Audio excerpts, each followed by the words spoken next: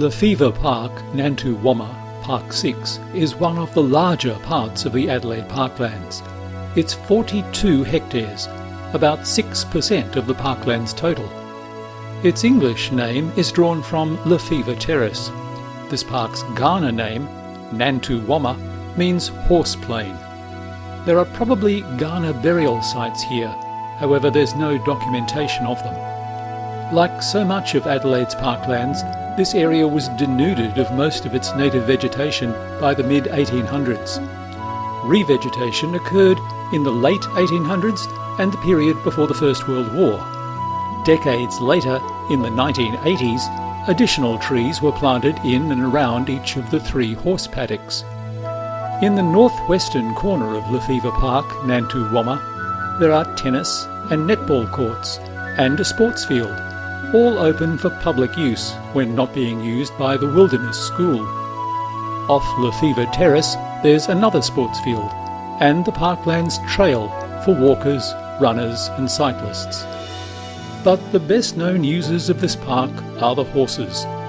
They're not agisted, they're depastured, meaning they eat either what grows here or what the owners bring for them. In other words, the City Council doesn't take responsibility for the horses. A depasturing licence is restricted to 1 horse per person. The horses must be at least 3 years old and at least 10 hands high.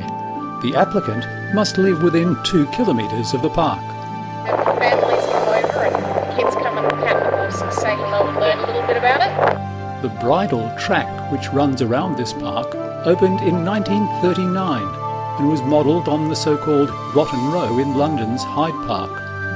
In the centre of the park there are areas reserved for horses to practice jumps and dressage, as well as some crucial native grass revegetation efforts. One of the most popular features of Lefevre Park, Nantu Wama, is the Glover Play Space, sometimes called Helicopter Park. Opened in 1920, it's one of 3 playgrounds named after Charles Glover. He was Adelaide's Lord Mayor at the time and personally funded the initial construction. During the late 1920s, this playground was visited by an average of 150 children per day. It's now also home to a tiny free library.